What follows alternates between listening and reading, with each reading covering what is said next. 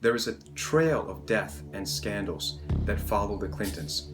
Now, I don't know enough to say who or what was the cause of these deaths, but, from a spiritual point of view, if wherever you go, people die around you, we say that, hey, there's a curse. There's a curse. Maybe they didn't commission the killing, but there just seems to be a curse around the Clintons. Here's what I mean. Many Clinton associates have been found dead in accidents, suicides, and plane crashes since the 1990s.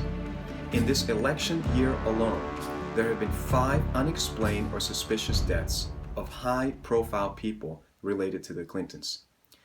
1.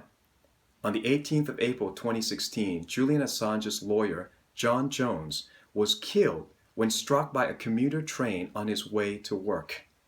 The police immediately ruled his death as non-suspicious. Now, Great Britain has the highest per capita presence of surveillance cameras of any nation in the world, yet no video has been made public to show just how Mr. Jones ended up in front of a train. Jones was working to prevent the extradition of Julian Assange to the United States. Assange and WikiLeaks have produced some of the most damning leaks about the Clintons and the scandals surrounding them. All right. 22nd of June, 2016, John Ashe, former president of the United Nations General Assembly, died just a few days before he was set to testify against Bill Clinton in a bribery corruption case. That goes back to the days when he was a Arkansas governor. The cause of death of John Ashe? The New York police claim, listen to this, he died by accidentally crushing his own throat. Do you believe that? The UN claimed that he died of a heart attack. I guess, both could have happened at the same time as he accidentally made his heart stop.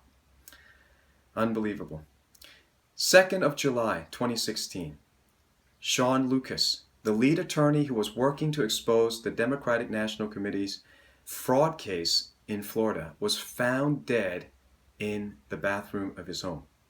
Lucas had been in perfect health and had no history of drug use. The DNC has now delayed the lawsuit that Lucas filed by alleging that he did not file the papers properly, and he's no longer here to testify for himself. So the case will continue after the November election. How convenient.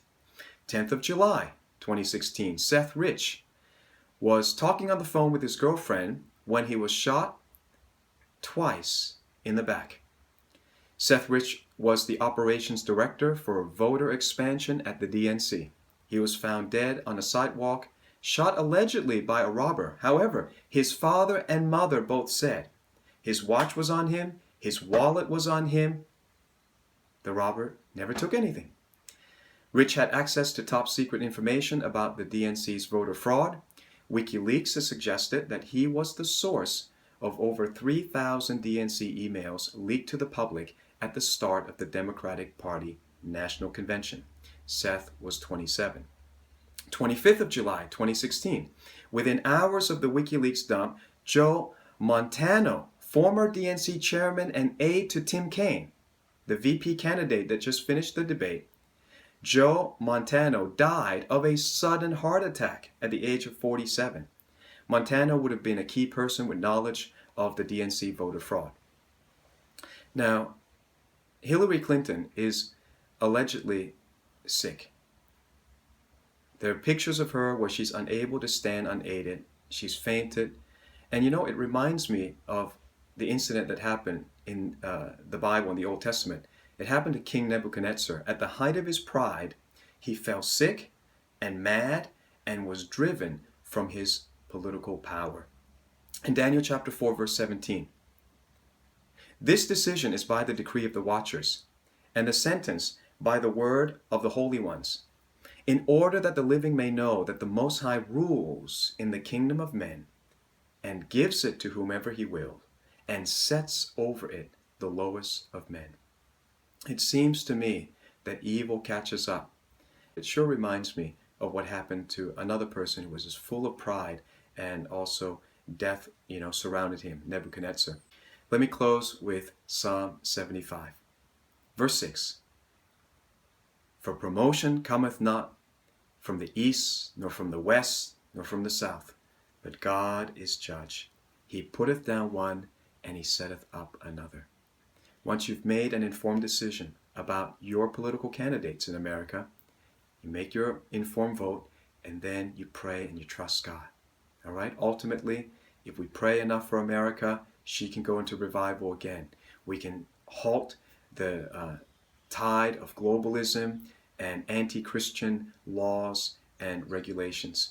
I believe it's a critical time for America, and I hope that everyone will prayerfully get out there and vote for the right candidate. All right? I'll give you some more update later about the presidential debates. God bless you. We'll see you in the next video.